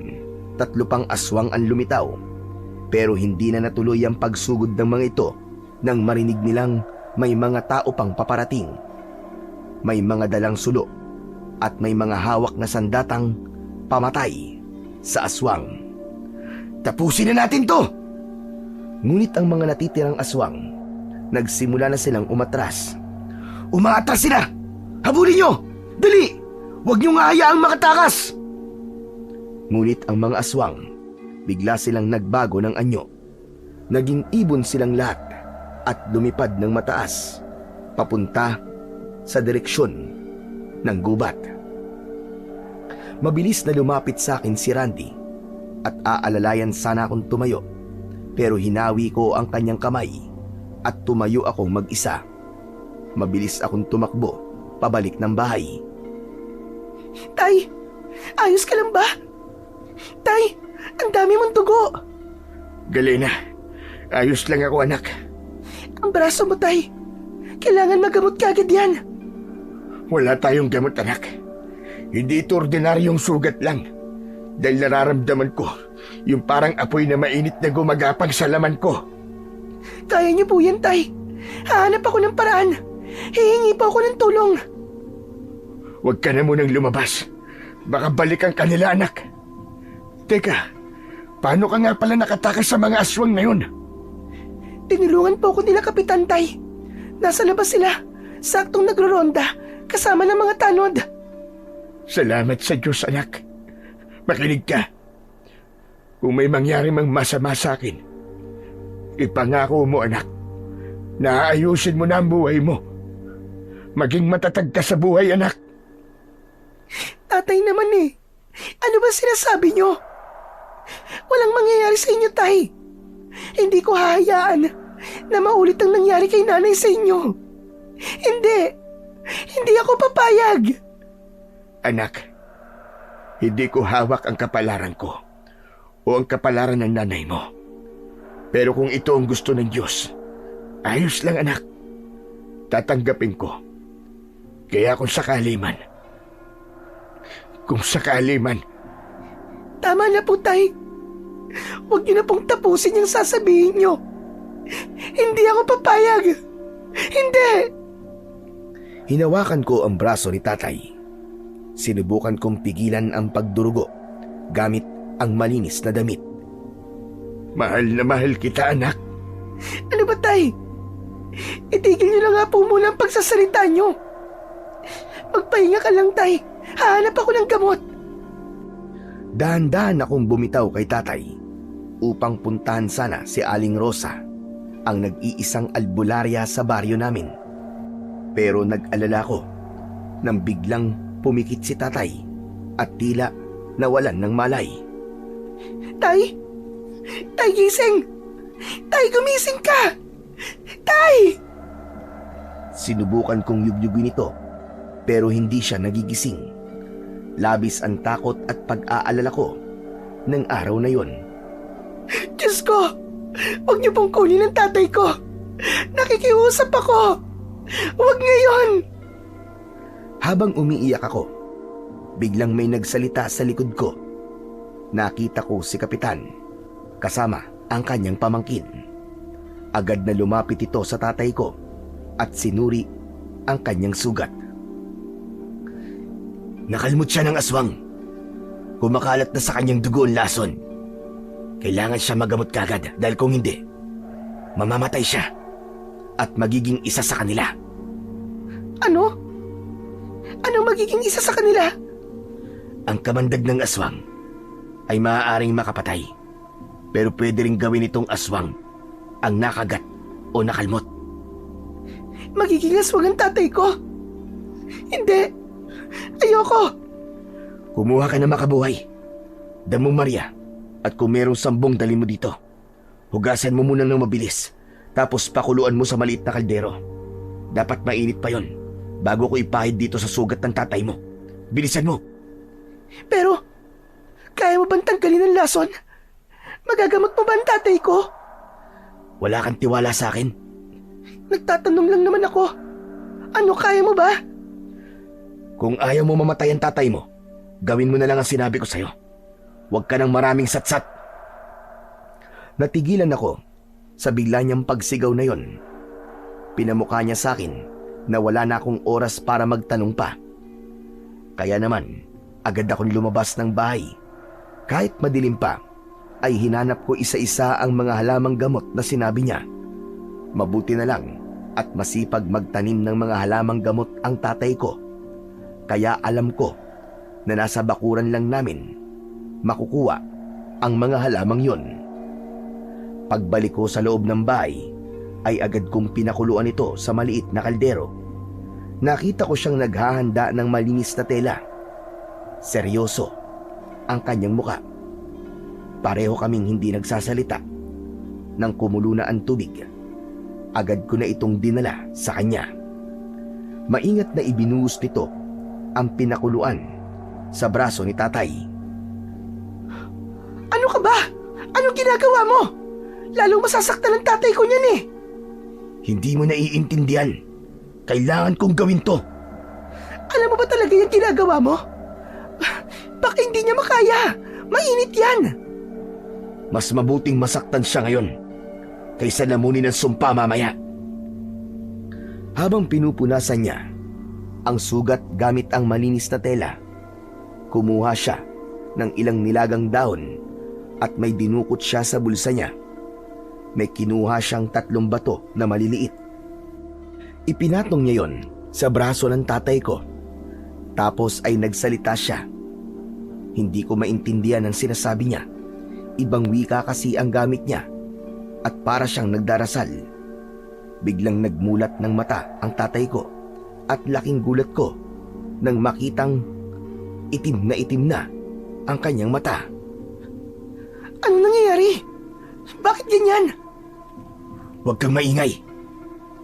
Nagpatuloy sa pagdarasal si Randy hanggang sa muli nawalan ng malay ang tatay ko at doon naman sinimulan ng lalaki na talian ang sugat nito. Kailangan niya magpahinga.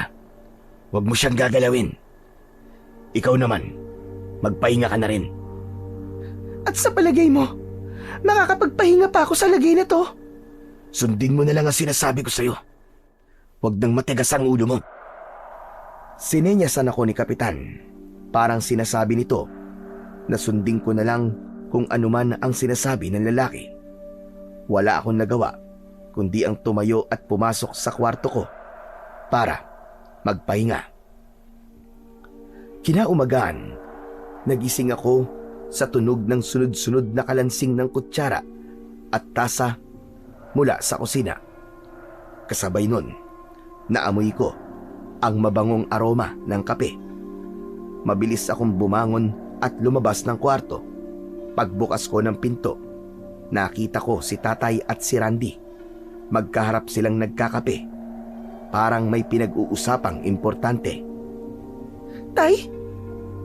Okay ka na? Oh, ba't naman ganyan ang mukha mo, anak? Bakit? Ayaw mo ba akong gumaling? Hindi lang po ako makapaniwala, Tay. Oo na, sige na. Umupo ka na. Samahan mo kami magkape. Opo, Tay. Salamat po. Nagsalin ako ng mainit na tubig sa tasa at nagtimpla ng sarili kong kape. Tumabi ako kay tatay. Tahimik akong nakinig sa pinag-uusapan nila. Maraming salamat sa lahat, Randy. Utang na loob ko talaga ang buhay ko sa'yo. Wala po yun. Pero maswerte ho talaga kayo. Dahil natsambahan po natin yung mga aswang na yun. Ilang araw din naming hinanap ang mga yun eh. Ilang araw? Ibig sabihin matagal na sila nanggugulo dito sa baryo. Oo, hindi nyo lang po napapansin. Pero matagal na pong sinasalakay ng tahimik ng mga aswang itong baryo. Talaga? Paano? Nakita niya po mismo. At nung malaman niya tungkol sa mga aswang, agad niya akong pinatawag para makatulong. Abay, salamat kung ganun. Tignan mo nga naman Akala ko noon tahimik at payapa na ang aming baryo. Yung pala. Biglang napatingin sa akin si tatay. Ang kanyang mga mata parang nanunumbat. Kita mo na, Galena. Wala tayong kaalam-alam na may aswang na pala dito sa baryo. Ikaw gala ka pa ng gala sa gabi. Mabuti, di ka na tsetsempuan ng aswang na yun. Tay naman, ako na naman ang nakita nyo. Totoo naman ang sinasabi ko sa'yo, anak Tama ang tatay mo. Huwag ka nang lalabas sa gabi. Dahil lubang delikado. Matagal naman na akong hindi lumalabas Mula nang mamatay si Diego. Sinungaling. Kailan lang lumabas ka Sinundan mo pa nga ako sa gubat. Namula ako sa sinabi niyang yun. Hindi ko batid na alam pala niya ang aking pagsunod sa kanya. Medyo nakaramdam ako ng hiya. Pero agad ko ding binawi. Bakit? Hindi lang naman akong sinungaling dito Pati naman ikaw Ayaw mo akong tulungan patotohanan sa mga tao na totoo namang umuwi ako dito sa bahay bago mamatay si Diego. Kung nagsalita ka lang, di sana, nalinis na ang pangalan ko. Pasensya ka na. Hindi ko kasi pwedeng gawin yon. Hindi ako pwedeng madamay sa anumang gulo. Kailangan naming unahin yung misyon na hanapin at palayasin ang mga aswang dito. Kung makikialam ako, baka ako pa mapagbintangan, Galena. Ganun ba? Kung ayos lang sa'yo na masama ang tingin sa akin ng mga tao, sige lang. Sa bagay, sino ba naman ako, di ba? Huwag kang mag-alala, Galena. Malapit nang malinis ang pangalan mo. Baka nga ngayon pa lang, malinis na Anong sinasabi mo? Ang sinasabi ko, hindi na naituloy ni Randy ang kanyang sasabihin nang biglang nagsidatingan ng mga tao sa bahay namin. Lahat sila nakikiusyoso at inaalam kung totoo bang inatake kami ng mga aswang. Nang makita nila ang itsura ng bahay namin at ang mga sugat ni tatay, lahat sila natakot at nag-alala. Aba, kung ganon, ay hindi talaga ikaw ang pumatay sa aking anak. Hindi ka aswang. Aling Marites naman, talaga bang iniisip niyong aswang ako? Sinabi ko na po sa inyo, hindi ako ang pumatay kay Diego. Oo, tama ka. Ngayon alam na natin na may gumagalang ang aswang dito sa baryo. Kailangan may gawin tayo. Hindi pwedeng pabayaan na lang natin. Huwag nating hayaang maulit ang nangyari sa anak ko at kina Galena. Mga kababaryo, kailangan nating panagutin ang mga aswang na yon. Tama ho kayo. Pero kailangan natin magplano. Hindi basta-basta ang mga kalaban natin. Kailangan natin ng mga armas. Sumang-ayon silang lahat kay Randy. Nagkaroon ng konting pagpupulong. Nang matapos na ang pag-uusap, ay nagsiuwian na ang mga tao. Naiwan kaming dalawa ng binata at lumipat sa labas ng bahay. Umupo kami sa ilalim ng puno. Randy, pwede ba ako magtanong? Ano ba kasing ginagawa mo sa gubat? Nagpunta ako sa gubat dahil doon ko pinapadalisay ang mga anting-anting ko. Kung hindi ko gagawin yon, mawawala ng bisa ng mga bato. Talaga? Pasensya ka na Nagkamali ako sa paghusga. Akala ko, Isa kang masamang nilalang. Ayos lang. Wala kang dapat na ihingi ng pasensya. Sa nangyari kay Diego, sino ba naman ang hindi matatakot, di ba?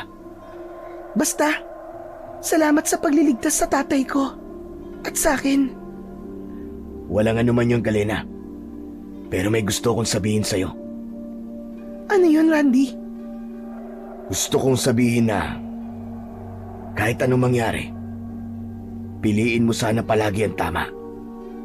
Huwag mong hahayaan na lamunin ka ng dilim, Galena. Teka, ano bang ibig mong sabihin? Wala. Basta tandaan mo lang yon. Ngumiti sa akin si Randy, pero halatang may itinatago sa mga ngiti niya. Sige na, uwi na muna ako. Mamayang tanghali babalik kami dito nila Kapitan para tulungan ng tatay mo na maiayos tong bahay nyo. Oo. Sige, ingat ka. Salamat ulit. Ikaw rin. Tahimik na naglakad si Randy papalayo. Wala akong nagawa kundi mapatingin sa kanya.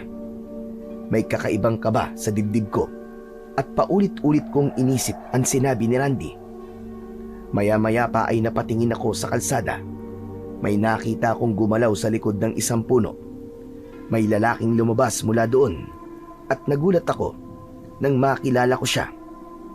Sinenyasan niya akong lumapit. Bahagya akong umiling, pero kalaunan sumunod din ako sa kanya. Dahan-dahan siyang naglakad. Nakasunod ako sa kanya hanggang sa makapasok kami sa loob ng gubat. Ba't ba ang tagal-tagal mo bago sumunod dito? Diba sinabi ko naman sa'yo na kailangan natin magkita bago ang bilog na buwan para maihanda ka na sa gagawing ritual? Hindi na ako tutuloy, ayoko na. Huwag na nating ituloy ang kasunduan. Hindi na ako payag. Anong sinasabi mong hindi ka napayag? Hindi pwede ang Galena. Kailangan mong tumupad sa usapan. Kailangan ka ng grupo namin. Muntik nang mapatay na mga kasamaan mo ang tatay ko, Lando. Sino bang matutuwa sa ginawa niyong pagsalakay sa amin kagabi? Mahal, ginawa lang namin yun para masiguro na matutuloy na ang ritual mamayang gabi. Pagkatapos nun, magiging maayos ng lahat. Magiging makapangyarihan na tayo, Galena. Lando, ang gusto ko lang noon ay ikaw at ako. Yung meron tayong normal na buhay. Pero iba na ngayon. Iba na. Natatakot ako, Lando. Hindi ko alam kung anong klaseng buhay ang maibibigay mo sa akin dyan sa loob ng gubat. Hindi pwede, Galena. Marami na akong isinakripisyo para sa'yo. Hindi mo ako pwedeng basta talikuran. Alam mo kung gaano kahalaga ang ritual na to para sa amin. Para sa akin. Hindi ako aswang, Lando. Ayoko maging isa sa inyo. Huwag mo akong subukan, Galena. Pinatay ko si Diego para sa'yo. Ipinagtanggol kita sa manyakis na lalaking yon. Ginawa ko ang lahat para maprotektahan ka. Tapos ito lang ang gaganti mo. Ikaw ang pumatay kay Diego? Oo, ako nga. At yun din ang gagawin ko sa lalaking kausap mo kanina. Alam kong may kinalaman siya sa kung bakit nagbago ang isip mo. Wag mo siyang sasaktan. Sinasabi ko na nga, be. Gusto mo siya, no? Hindi, Lando. Hindi ganun yun. Anak ng putya. Kung hindi ka sasama ng maayos sa akin, kukunin kita ng sapilitan. Bigla akong hinawakan ni Lando at hinila. Kahit magsisisigaw ako, hindi niya ako pinakawalan. Naglakad kami sa madilim at makapal na bahagi ng gubat. Malakas siya.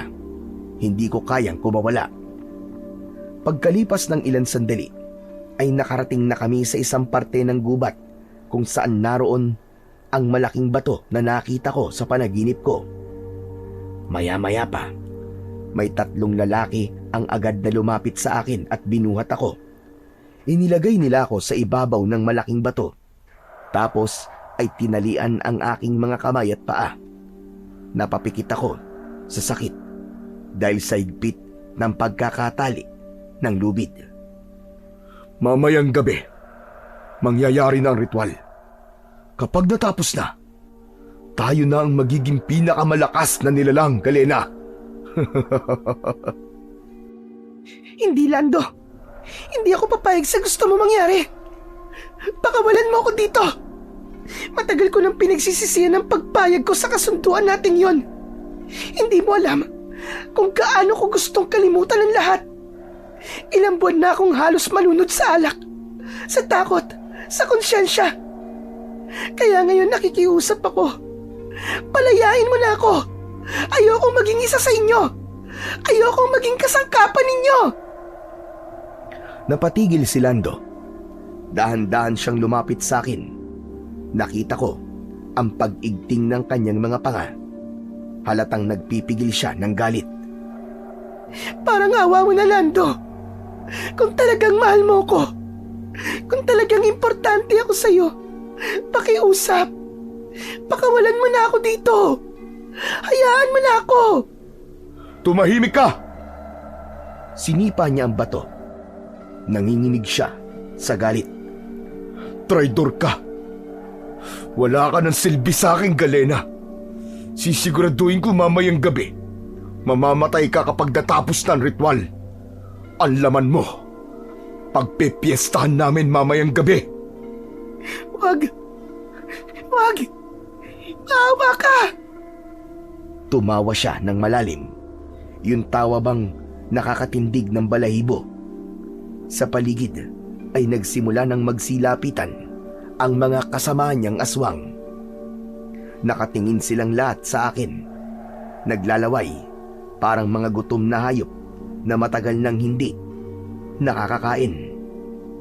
Mabilis na lumipas ang oras. Gabi na, pero maliwanag na maliwanag ang paligid dahil sa bilog na buwan at sa mga kandilang nakasindi sa lugar na yon. Nakahiga pa din ako sa ibabaw ng itim na bato at ang mga aswang ay nagsimula na ng kanilang ritual. Nakapaikot sila sa akin. Bumubulong sila para bang nagdarasal ang mga yon. Nagbago na din. Naging mga halimaw. Diyos ko, tulungan niyo po ako. Ayoko pa pong mamatay. Patawarin niyo ako sa lahat ng kasalanan ko. Tulungan niyo ako, Panginoon. Habang umiiyak ako, biglang nagkagulo ang mga aswang. Narinig kong may sumigaw. Napalingon ako at doon ko nakita ang isang lalaki na bigla na lang sumulpot mula sa dilim.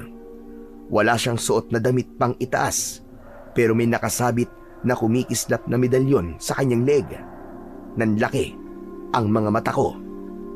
Nakilala ko ang lalaking yon. Walang iba kundi si Randy. Siya ang lalaking nasa panaginip ko. Ang lalaki na pumugot ng ulo ko. Nanlaki ang mga mata ko nang makita ang mahabang espada na dala niya. Diyos ko, tulungan niyo po ako. Muli akong napatingin kay Randy. Sinugod siya ng mga aswang. Walang alinlangang iwinasiwas niya ang espada at sinugod ang mga ito. Mabilis ang kanyang pagkilos. Sanay na sanay ito sa pakikipaglaban. Lahat ng aswang na lumalapit sa kanya ay nasusunog. Samantalang si Lando ay parang hindi nagambala. Nasa tabi ko siya at itinutuloy pa rin ang ritual. Nakatingala ito. Paulit-ulit na binibigkas ang mga orasyon. Lando, tama na, nakikiusap ako sa'yo. Huwag mo lang ituloy ito. Tumakas ka na. Papatayin ka nila. Pero hindi siya nakinig. Bigla niyang sinunggaban ang leg ko at kinagat. Aray! Tama na, Lando! Tama na! Habang patuloy niyang sinisipsip ang aking dugo, biglang sumulpot ang mga taga-baryo at sa gitna ng kaguluhan, nakita ko si Tatay Ben. Mabilis siyang tumakbo palapit sa akin. May dala siyang buntot ng pagi. Hayop ka, Lando! Bitiwan mo ang anak ko! Sumugod siya at malakas na pinalo ito sa likod. Napasigaw si Lando at napaatras.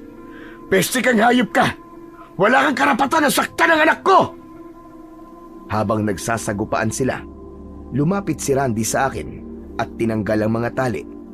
Mabilis niya akong hinila palayo habang patuloy pa rin ang labanan sa paligid. Wag! Huwag mo akong patayin, nakikiusap ako, Randy. Hindi ako masama. Alam ko, Galena. Huwag ka matakot sa akin. Hindi kita sasaktan. Pero, sa panaginip ko, pinugutan mo ako ng ulo dahil naging aswang daw ako. Hindi lahat ng panaginip ay totoo, Galena. At hindi rin lahat may literal na kahulugan. Pero kung sakali man magkatotoo na maging aswang ka, huwag ka mag-alala. Gagamutin kita. Tutulungan kita. Eto, mabisa ang langis na to. Ipahid mo muna sa sugat mo para lumabas ang lason. Tapos ay takpan mo ng damit para hindi masyadong magdugo. Babalikan kita dito, Galena. Huwag kang aalis kahit anong mangyari. Sige, tulungan mo ang tatay ko, Randy. Tulungan mo siya. Tumango si Randy at mabilis na tumakbo pabalik sa lugar ng labanan. Naiwan akong mag-isa. Maya-maya pa, may narinig akong mga kaluskos mula sa likod ko. Pagtingin ko, nakita ko si Lando. Ang katawan niya ay balot ng itim na balahibo at nanlilisik ang kanyang mga mata. Akala mo ba'y tapos na, Galena? Akala mo ba'y makakatakas ka sa akin ng ganun-ganun lang? Ngayon ay tatapusin na natin ang ritual. Magiging kagaya mo na ako. Magsasama tayo. Magpasawalang hanggan. Wag, Lando! Wag! Kakagatin na sana niya ako uli, pero bigla siyang natigilan. Kasabay nun ay bigla siyang sumuka ng itim na dugo at sa isang iglap, nahiwalay ang ulo niya sa katawan. Gumulong yun sa lupa at ang katawan niya ay unti-unting natumba. Nang hilabot ako sa aking nakita. Sabi ko na hindi siya titigil hanggat hindi kanya nakukuha. Lumapit siya sa akin at inabot ang mga kamay ko. Tapos na, Galena. Wala na siya. Ligtas ka na. Sa sandaling yon ay bigla akong napagulgol. Hindi dahil sa sakit o takot, kundi dahil sa tuwa at ginhawa. Para akong nabunutan ng tinik sa dibdib. Matapos ang halos 1 taon, sa unang pagkakataon ay nakahinga na din ako ng maluwag. Tapos na. Tapos na ang lahat. Oo, tapos na, Galena. Malaya ka na. Napatingin ako kay Randy. Noon ko lang naunawaan na mahusay talaga siya at maraming alam. Walang sikretong na itatago sa kanya. Pero Randy, paano mo nalaman? Nung una kitang nakita, alam ko na, Galena. Nahulaan ko na kung ano mangyayari sa'yo. Hindi rin aksidente ang pagkakaligtas namin sa'yo kagabi. Sadyang nakasubaybay ako sa inyo ng ilang gabi na. Alam ko na may mangyayaring isang masamang sumpa. Magiging kaanib ka nila at ikaw ang magiging pinakamalakas na aswang dito sa baryo. Kaya ginawa ko ang lahat para pigilan yon. Mabuti na lang at nakinig ka. Mabuti na lang at pinili mo ang mabuti kesa ang maging masama. Bigla ako napatingin sa bangkay ni Lando. Ang lalaking yon, ang pinakamamahal kong lalaki. Huli na nang malaman kong mula pala siya sa angkan ng mga aswang. Mahal ko si Lando. Nabulag ako sa damdamin ko para sa kanya. Kaya nakalimutan ko kung ano ang tama. Gusto niyang magsama kami panghabang buhay. Kaya naman ang gusto niya ay makianib ako sa kanila. Pumayag ako nung una dahil ang akala ko ay iaalay ko lang ang dugo ko sa kanilang Panginoon. Hindi lang buhay na walang hanggan ang ipinangako niya sa akin. Ang sabi niya, kaya ko daw buhayin ang nanay ko kapag ako na ang pinakamakapangyarihan. Binigyan niya ako ng 1 taon para maihanda ang sarili ko para sa isang ritual. Pero habang lumilipas ang mga buwan, unti-unti kong naiisip na mali ang lahat. Ngunit alam kong wala na akong kawala, lalo na't alam ko na palagi niya akong binabantayan. Kaya ang tanging nagawa ko na lang ay ang magpakalango sa alak. Sa paraang to, naisip kong kahit papano ay malilimutan ko ang kasalanan ko. Pero hindi pala ganun kadali ang lahat. Araw-araw akong nakokonsensya, lalo na't alam kong tahimik na naghahasik ng lagim ang mga aswang sa baryo namin. Yung mga nawawalang mga tao, sila ang may kagagawan at hindi ako matahimik. Mabuti na lang ay dumating si Randy. Tinulungan niya akong maniwala ulit sa kabutihan. Sa simpleng sinabi niya sa akin na piliin ko lang palagi ang tama, natutunan kong harapin ang takot. Nagkaroon ako bigla ng kakampi sa katauhan niya. At ngayon sa wakas, malaya na ako. Anak, salamat sa Diyos at ligtas ka. Opo, Tay. Hindi tayo pinabayaan ng Panginoon. Patawarin niyo po ako, Tay. Sa lahat po ng mga nagawa kong pagkakamali. Tama na, anak. Huwag mo nang isipin yun. Tapos na yun. Ang mahalaga, buhay tayo. At pwede tayong magsimula ulit. Tumango ako at muling niyakap ang tatay ko. Tama siya. Pwede kaming magsimula ulit ng panibagong buhay.